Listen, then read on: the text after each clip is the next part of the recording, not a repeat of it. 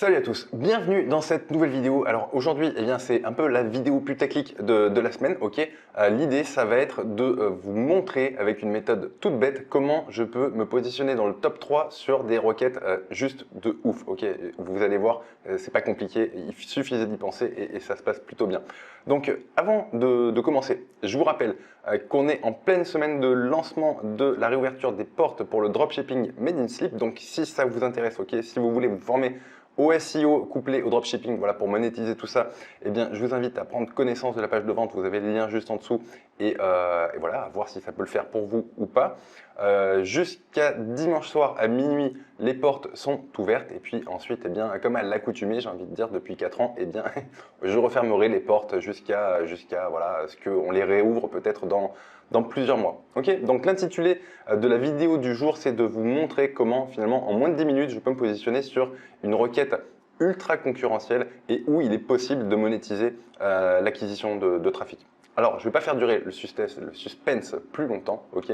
Je vais vous montrer mon moteur de recherche, ok. On est sur Google, j'ai tapé pilule perte poids. Alors pour tous ceux qui sont un petit peu familiers avec le SEO, vous savez pertinemment que c'est une requête de dingue. D'ailleurs, je vous encouragerais, si vous êtes 100% en mode SEO, à ne pas attaquer ce genre de requête qui est pour le coup beaucoup trop concurrentielle pour tout miser dessus. Okay, vous avez une probabilité assez forte de ne jamais arriver à vous positionner sur ce type de requête très concurrentielle et voilà, thématique dans laquelle il y a pas mal de SEO plutôt très compétents. Okay, mais ici, on est donc sur cette requête pilule perte de poids. Comment arriver à se positionner très rapidement sur cette requête? Eh bien, en fait, il suffit de descendre un tout petit peu, ok, en troisième position, ici. On a une fiche Amazon et ce qu'on constate, c'est qu'en cliquant sur cette fiche Amazon, eh bien, le produit est actuellement indisponible. Alors, pour ceux qui me suivent depuis longtemps, vous savez très bien où je veux en venir, mais je vais essayer de recontextualiser un petit peu le truc pour ceux qui me découvrent. Vous n'êtes pas sans savoir, ou peut-être que vous ne le savez pas, mais a priori, eh bien, a priori, non même, j'ai envie de dire, sur Amazon, de façon classique, lorsque on a une fiche produit comme celle-ci, eh bien, on peut se positionner par-dessus. C'est-à-dire qu'il peut y avoir plusieurs vendeurs qui sont candidats sur une seule et même fiche produit. Ça peut poser un certain nombre de problèmes, notamment tirer les produits vers le bas lorsqu'on est vendeur sur Amazon. Ça peut être une des problématiques lorsqu'on est focus vraiment sur Amazon. Mais on peut aussi en tirer parti et en tirer profit puisque avec une petite méthode que je vais vous présenter juste après, eh bien, on peut arriver à identifier les produits qui sont actuellement indisponibles. Qu'est-ce que ça veut dire si c'est indisponible? Eh bien, ça veut dire que si vous vous positionnez sur ce produit-là, vous serez tout seul et voilà, les gens pourront commander chez vous. L'idée là, à nouveau, c'est de faire du dropshipping sur ce type de produit. Pourquoi? Parce que eh bien, c'est plus confortable, on ne prend pas de risques et ça fonctionne. Okay, donc là, on arrive finalement à identifier un produit qui est actuellement indisponible sur Amazon, qui a 61 évaluations et qui est positionné sur une requête de psychopathe. Okay, pilule, perte, poids, c'est juste magnifique comme requête. On peut ensuite se poser la question de savoir comment se sourcer. Okay, pour pouvoir faire du dropshipping, il faut bien pouvoir se sourcer. Et là, tout simplement, j'ai tapé le nom de la marque du produit sur Google. On tombe pas très loin sur un site à peu près officiel. Bon, là, je suis en Thaïlande, du coup, la langue est en thaïlandais, c'est pas très pratique. Mais bon, si vous tapez la requête chez vous en France, vous aurez certainement le site en français. Alors, c'est un bon vieux site d'affiliés bien moyenâgeux, hein, comme on les aime, pas loin, on va dire, comment dire, des produits un petit peu. Voilà, c'est des vendeurs de pilules magiques, hein, mais c'est juste pour vous montrer que le concept fonctionne bien. Vous avez ici une requête à fort potentiel, ici une fiche sur laquelle vous pouvez vous positionner en 2 coups de cuillère à peau et ici un fournisseur qui a priori peut faire le job. Je ne dis pas que c'est le produit de l'année, c'est évident, ok, selon moi. Enfin, je ne vois pas pourquoi ce produit-là serait exceptionnel, mais dans l'idée, voilà, vous avez arrivé à vous sourcer sur un produit comme celui-ci. Un autre exemple, ok. Ici, imprimante 6510 HP, eh bien, on a Amazon ici aussi qui est positionné en 3e position sur une requête tout sauf minable. Hein. Ok, c'est une belle requête, imprimante 6510 HP. Et lorsqu'on clique sur cette fiche produit, eh bien, le produit est aussi indisponible, 104 évaluations. Ça ne doit pas être bien sorcier ensuite d'aller se sourcer pour pour proposer tout simplement le produit en vente sur cette fiche produit. Je ne vais pas tomber dans le syndrome de la formation dans la formation complète, mais juste, je le répète et je vous mettrai un petit lien en dessous de cette vidéo pour compléter un petit peu celle que je suis en train de vous faire là.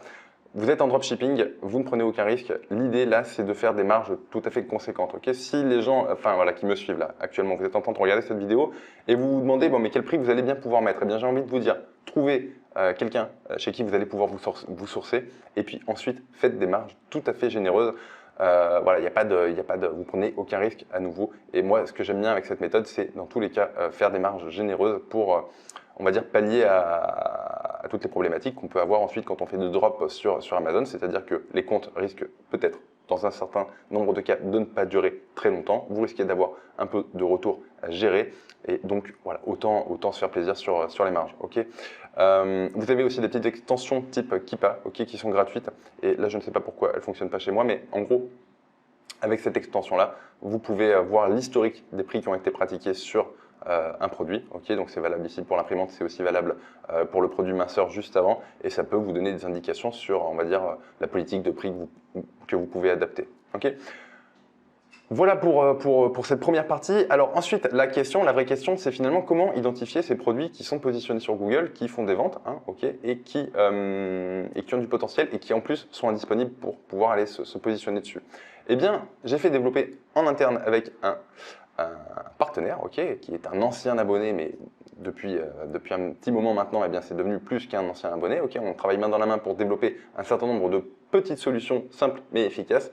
Avec cet outil, vous avez la possibilité d'avoir des fichiers PDF tels que celui-ci, une fois par semaine, qui vont vous lister en fait les produits qui sont indisponibles sur Amazon.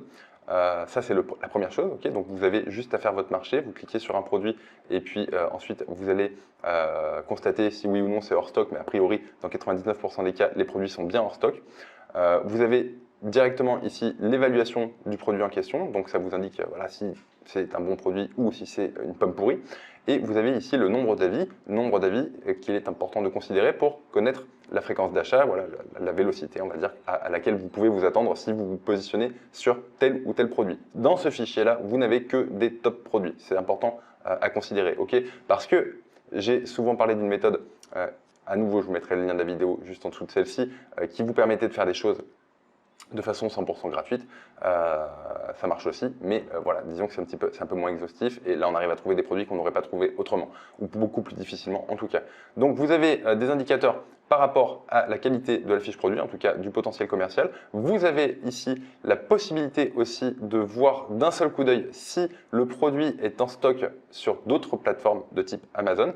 Typiquement, par exemple, si le produit est hors stock en France, eh bien vous pouvez vous positionner sur le Amazon.fr, mais s'il est aussi hors stock sur l'Allemagne et sur l'Espagne, eh bien, ce serait juste bête de ne pas aller se positionner sur ces pays-là aussi, puisque sur Amazon, ça se fait en un clic.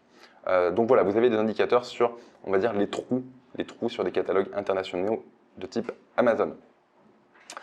Et ensuite, eh bien, comme je vous l'ai dit tout à l'heure, vous avez pour certaines fiches produits uniquement, où on arrive à remonter l'information, eh bien, les fameux mots-clés sur lesquels les fiches produits Amazon hors stock sont toujours positionnés. Et ça, c'est vraiment un indicateur assez ouf.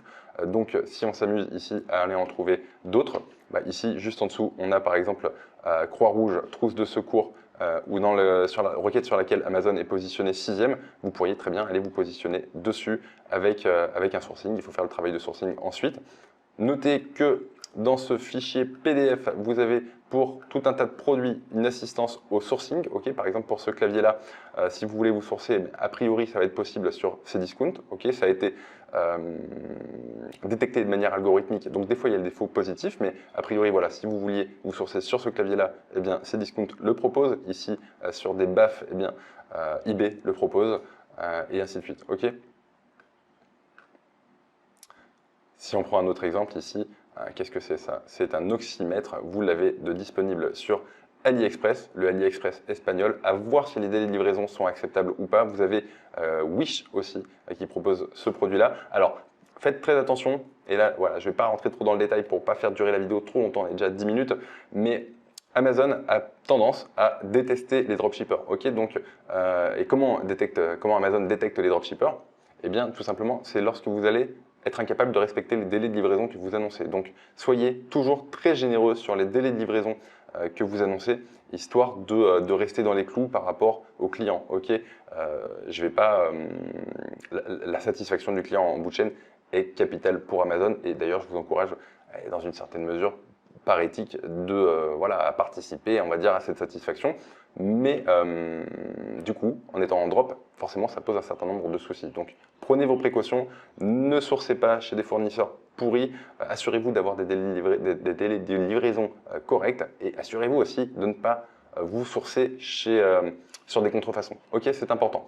Ok, là vous avez un autre exemple sur filtre régulateur compresseur. Ok, c'est vraiment pas une requête qui est dégueulasse, hein. Je veux dire, c'est quand même du travail quand en SEO on veut sortir sur ce genre de requête.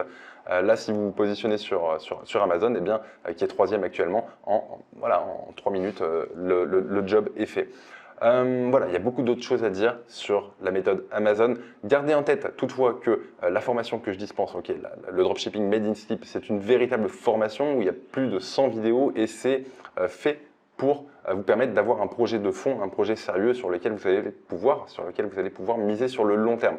La méthode Amazon que je vous présente aujourd'hui, voilà, historiquement, a été faite pour permettre à mes abonnés d'auto-financer la formation, c'est-à-dire le dropshipping Made in Sleep, qui coûte pas loin d'un petit millier d'euros. Alors, est-ce que ça marche? Oui. Est-ce que je vous conseillerais pour autant de tout miser là-dessus? Non, carrément pas. C'est pas un projet sérieux, c'est pas un projet sur le long terme. Et la prise de risque est importante de se faire fermer les comptes Amazon, surtout si vous ne faites pas très attention sur la qualité des fournisseurs. À combien on peut s'attendre voilà, gagner sur cette méthode-là, sur ce petit tips, hein, finalement, qui met très peu de temps à être mis en application? Eh bien, assez rapidement, vous pouvez miser sur des gains allant de quelques centaines d'euros de bénéfices par mois à peut-être plus d'un millier d'euros par mois. Après, ça va dépendre de votre implication. Vous pouvez aussi optimiser énormément les process en multipliant le nombre de comptes Amazon qui vont être candidats à ce process.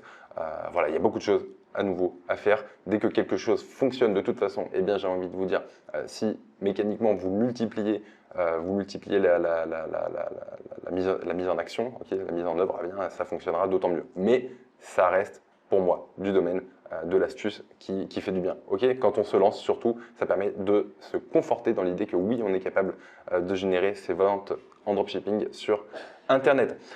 Voilà pour cette vidéo. Alors, pour tous ceux qui souscriront à la formation jusqu'à ce soir minuit, vous aurez l'outil qui permet de générer ces listes PDF qui sera à 1 euro le premier mois et c'est sans engagement. Donc, vous allez pouvoir finalement introduire Amazon avec un avantage considérable sur tous ceux qui n'ont pas ces listes préconstituées.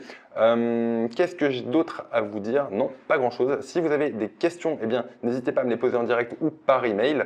Et n'oubliez pas que la fin du lancement se termine dimanche soir à minuit. Pour tous ceux qui se poseraient la question, à savoir, est-ce qu'il est possible d'avoir accès à ces listes Amazon préconstituées en n'étant pas membre de la formation le dropshipping Made in Sleep, eh bien, pour le moment, non, ça n'est pas possible. Okay, c'est réservé aux gens qui prennent ma formation, le dropshipping Made in Sleep, et derrière, vous avez ensuite la possibilité d'avoir accès à des tools un peu plus exotiques comme ça, et on en propose quelques-uns, mais qui voilà, restent sur une communauté privée fermée. Voilà pour cette vidéo. Je vous souhaite une très agréable fin de journée à toutes. Ciao!